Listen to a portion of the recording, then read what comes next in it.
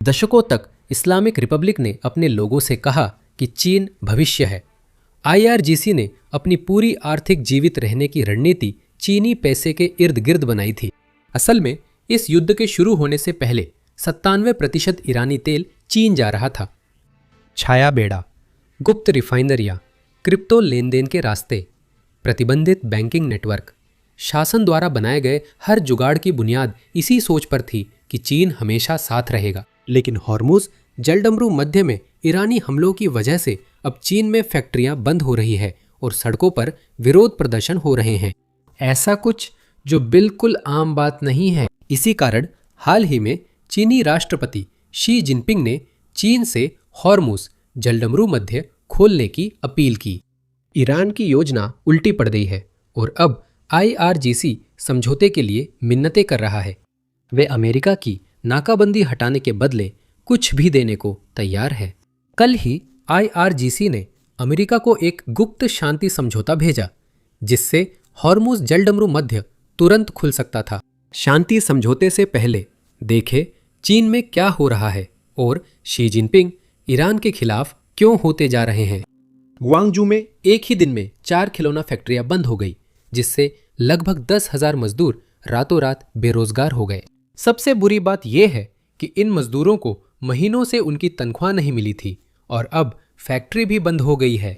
Factory बंद होने का कारण यह था कि तेल और प्राकृतिक गैस से बनने वाले प्लास्टिक की कीमत तब बढ़ गई जब IRGC के नागरिक जहाज़ों पर हमलों के कारण हॉर्मुज जलडमरू मध्य से यातायात धीमा हो गया। अब चीनी खिलौना उद्योग पहले ही बढ़ती लागत के कारण भारी दबाव में था, लेकिन इस युद्ध ने इसे पूरी तरह से संकट में डाल दिया है। मजदूरों को 2-3 महीने से वेतन नहीं मिला, इसलिए वे बकाया वेतन और आगे के मुआवजे की मांग को लेकर सड़कों पर प्रदर्शन कर रहे हैं।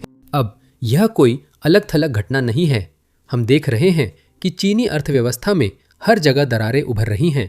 पहले तो कार बिक्री मार्च में गिरी, अप्रैल में और कम हुई, फिर रेस्तरां और होटलों में ग्राहक घटे क्योंकि परिवार सतर्क है। फैक्ट्रियां भी प्रभावित हुई हैं। मैं सिर्फ खिलौना फैक्ट्रियों की नहीं बल्कि आम तौर पर सभी फैक्ट्रियों की बात कर रहा हूं जो बिक्री घटने से धीमी हो गई है।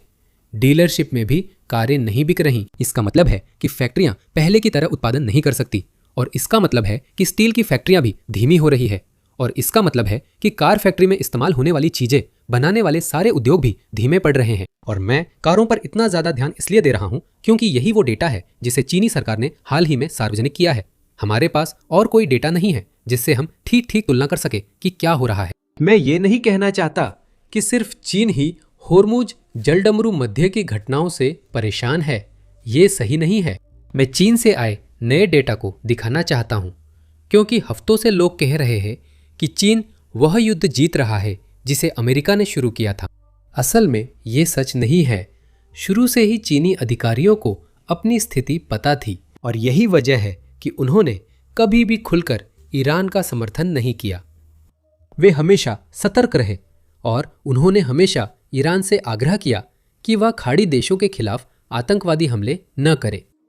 यह बात कई लोगों के लिए हैरान करने वाली थी क्योंकि वे मानते थे कि ईरान और चीन हमेशा सहयोगी रहेंगे, जबकि असलियत में ये पूरी तरह सच नहीं है।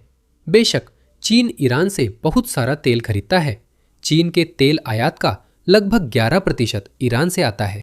दूसरी ओर ईरान पूरी तरह चीन पर निर्भर है। जैसा मैंने कहा, उसके तेल निर्यात का 97% चीन को जाता है, पर चीनी नजरिए से वे ईरान की बजाय बाकी खाड़ी देशों पर ज्यादा निर्भर है। देखिए, चीन का लगभग 40% तेल बाकी खाड़ी देशों से आता है, जैसे सऊदी अरब, कुवैत, बहरीन, कतर। इसका मतलब है कि वे ईरान का समर्थन दिखाकर अपने खाड़ी सहयोगियों को नाराज नहीं करना चाहते। इसी वजह से हाल ही में शी जिनपिंग ने ईरान से हॉर्मुज जलडमरू मध्य खोलने की अपील की। ये रहा बयान, और यह बयान उसी दिन आया जब खिलौना फैक्ट्री बंद होना शुरू हुई थी। शी जिनपिंग ने ईरान से हॉर्मुज जलडमरू मध्य खोलने का आग्रह किया। कहा कि यह क्षेत्र के देशों और अंतर्राष्ट्रीय समुदाय के साझा हितों के अनुरूप है। यह एक और उदाहरण है कि ईरान चीन पर ज्यादा निर्भर है, जबकि चीन ईरान पर कम निर्भर है। चीन हॉर्मुज जलडमरू मध्य पर ज्यादा निर्भर करता है। वे चाहते हैं कि सभी देश हॉर्मुज जलडमरू मध्य का उपयोग कर सके। वे नहीं चाहते कि ईरान इस जलडमरू मध्य को अपने टोल बूथ की तरह चलाए। दुर्भाग्य से ईरानी अधिकारियों के सामने यह अकेली समस्या नहीं है।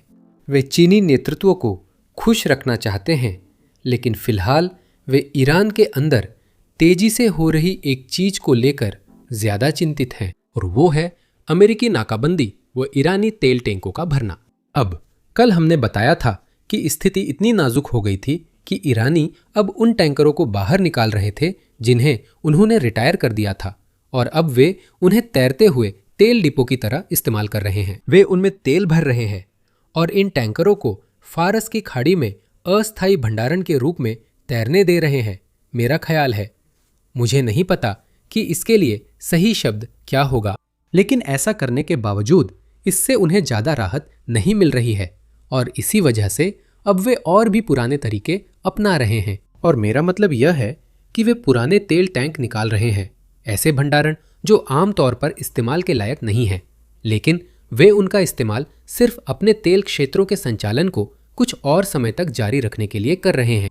जैसा कि आप लोग शायद पहले से जानते हैं, ईरान अपने तेल क्षेत्रों को बंद नहीं करना चाहता, और इसी वजह से वे कोई भी तरीका ढूंढ रहे हैं जिससे वे इस फैसले को जितना हो सके टाल सके।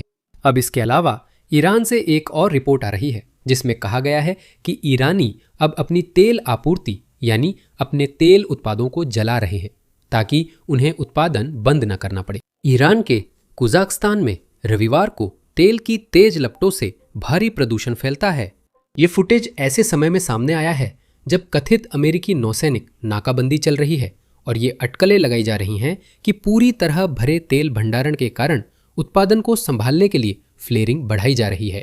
अब इस स्थिति के बारे में थोड़ा संदर्भ देने के लिए, तेल रिफाइनरियां आमतौर पर हमेशा कुछ न कुछ जलाती ही हैं। आमतौर पर यह प्राकृतिक गैस होती है जो तेल निकालते समय बाहर आती है और वे उसे ऊंचाई पर जला देते हैं और बस आप जानते हैं उसे आसमान में छोड़ देते हैं। हम टेक्सास, खासकर ह्यूस्टन में यह देखते हैं। अब कई लोग कह रहे हैं कि अमेरिकी नाकाबंदी लागू होने के बाद ईरानी फ्लेयरिंग काफी बढ़ी है। कयास है कि ईरानी लोग अपने रिफाइंड उत्पाद जला रहे हैं। मूल रूप से वे पेट्रोलियम या कुछ और जला रहे हैं ताकि उस सारी तेल के लिए जगह बना सके जिसे वे निकाल रहे हैं, ताकि वे उसे उस जगह स्टोर कर सके जहां पहले वे चीजें रखी जाती थी जिन्हें अब वे जला रहे हैं। सच कहूं तो मुझे इस रिपोर्ट पर थोड़ा शक है, क्योंकि तेल के कुएं बहुत सा तेल निकालते हैं। मतलब आप सिर्फ दो, जो भी ये हैं, चिमनियों से इतना सारा तेल नहीं जला सकते। तो ये मुमकिन नहीं है कि ईरान यही कर रहा है। शायद ये कुछ और है, शायद कुछ ऐसा है जो मैं नहीं समझता। तो जो लोग तेल उद्योग के बारे में मुझसे ज्यादा जानते हैं वे नीचे कमेंट कर सकते हैं। लेकिन यही चीजें थोड़ी अस्पष्ट हो जाती है क्योंकि ईरान से आए सभी संकेत अमेरिका के लिए अच्छे हैं।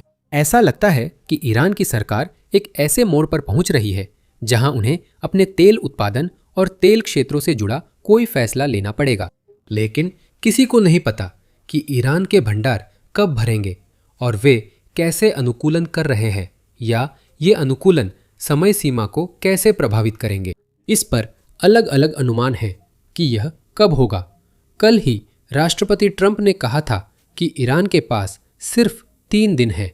सुनिए। लेकिन आप जिस बात का जिक्र कर रहे हैं वो ये है कि जब आपके सिस्टम में भारी मात्रा में तेल पाइपलाइनों से बह रहा होता है, अगर किसी कारण से लाइन बंद हो जाए क्योंकि आप उन्हें कंटेनरों या जहाजों में रख नहीं सकते, उनके पास जहाज नहीं है क्योंकि नाकाबंदी है, जो होता है वो ये है कि वो लाइन अंदर से फट जाती है, दोनों यांत्रिक रूप से, और जमीन के भीतर कुछ ऐसा होता है जहां वो फट जाता है। उनका कहना है कि ऐसा होने से पहले सिर्फ 3 दिन बचे हैं, और जब वो फट जाता है तो आप कभी भी किसी भी हालत में उसे पहले जैसा नहीं बना सकते। दूसरे शब्दों में, अगर आप उसे दोबारा भी बनाएं तो भी वह पूरी तरह नहीं बन पाएगी, केवल 50% ही बन सकेगी। तो ये एक बहुत ही शक्तिशाली चीज है जो घटित होती है ये प्रकृति से जुड़ी हुई चीज है, लेकिन जब वो अंत में जाम हो जाती है, दूसरे शब्दों में जब आपको उसे बंद करना पड़ता है क्योंकि आपके पास इस तेल को रखने की जगह नहीं बची है, चाहे जहाजों पर हो या स्टोरेज टैंकों में जिनमें जगह लगभग खत्म हो गई है, तो बहुत बुरी चीज होने वाली है। इसलिए मुझे लगता है कि वे दबाव में हैं। अब कुछ विशेषज्ञ कहते हैं कि इसमें 2 या 3 हफ्ते लग सकते हैं, लेकिन इसमें यह नहीं गिना गया कि ईरान क्या क्या कर रहा है, जैसे पुराने टैंकर निकालना और तेल के टैंक फिर से इस्तेमाल में लाना। तो इससे ईरान को थोड़ी और राहत मिलनी चाहिए, लेकिन ये ज्यादा नहीं है।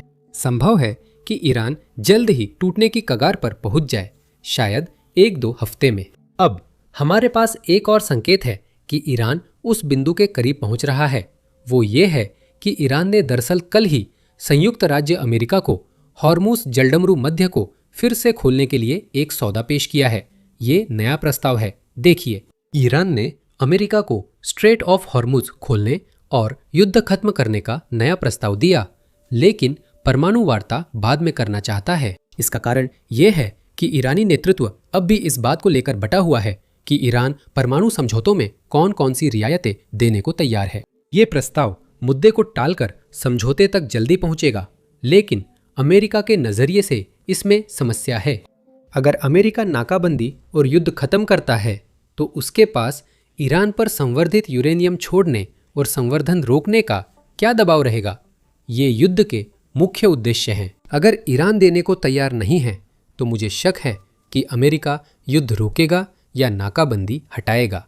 अब इस बोर्ड के अनुसार व्हाइट हाउस में आज एक बड़ी बैठक होने वाली है, एक स्थिति कक्ष की बैठक, और प्रशासन सभी कैबिनेट सदस्यों को इकट्ठा करेगा ताकि यह चर्चा की जा सके कि इस प्रस्ताव को कितनी गंभीरता से लेना है और इसका जवाब कैसे देना है। अगर आप लोगों को याद हो तो ईरान साफ तौर पर एक समझौते के लिए बेताब है। विदेश मंत्री पाकिस्तान गए और उन्होंने कहा, अरे हम संयुक्त राज्य अमेरिका से मिलना नहीं चाहते, लेकिन हम उनसे बाद में मिलेंगे। फिर वे ओमान गए। इसी दौरान राष्ट्रपति ट्रंप ने स्टीव विटकॉफ और जैरेड कुशनर की इस्लामाबाद यात्रा रद्द कर दी, जहां वे ईरानियों से मिलने वाले थे, और इसी वजह से विदेश मंत्री वापस पाकिस्तान गए, क्योंकि वे चाहते थे कि वो यात्रा हो।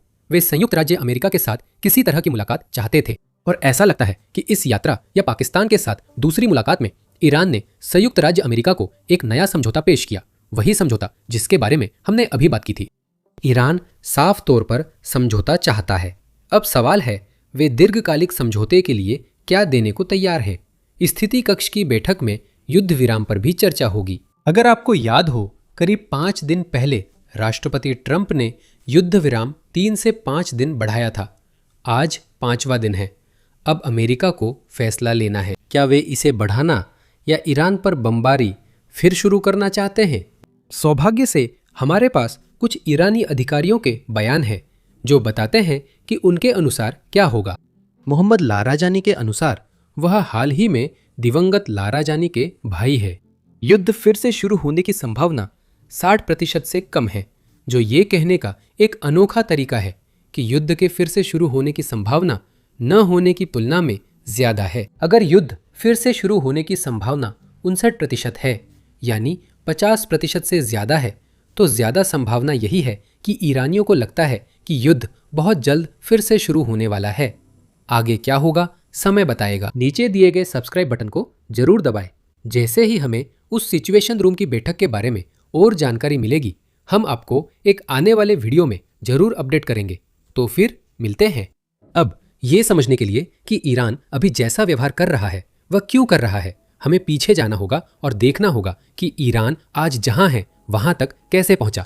इसका मतलब सिर्फ 1979 की इस्लामी क्रांति तक लौटना नहीं है। असल में हमें और पीछे जाना होगा, जब 19वीं सदी में काजार वंश ईरान पर शासन कर रहा था, और देखना होगा कि उस समय शासक वर्ग ने जो फैसले लिए वे आज भी ईरान को कैसे प्रभावित करते हैं। तो सुनिए, हमारा बहुभागीय पॉडकास्ट आज ही रिलीज हुआ है। हम इसमें यही कर रहे हैं। तो अगर आप उन लोगों में से हैं जिन्हें ईरान के इतिहास में और ये जानने में दिलचस्पी है कि हम आज यहाँ तक कैसे पहुंचे, तो जरूर जाकर इसे सुनें। आप इसे डिस्क्रिप्शन में दिए गए लिंक पर क्लिक करके देख सकते हैं, या फिर अपनी स्क्रीन पर एंड स्क्रीन पर क्लिक करके भी देख सकते हैं। मतलब अपनी स्क्रीन पर जो वीडियो है उस पर क्लिक करें।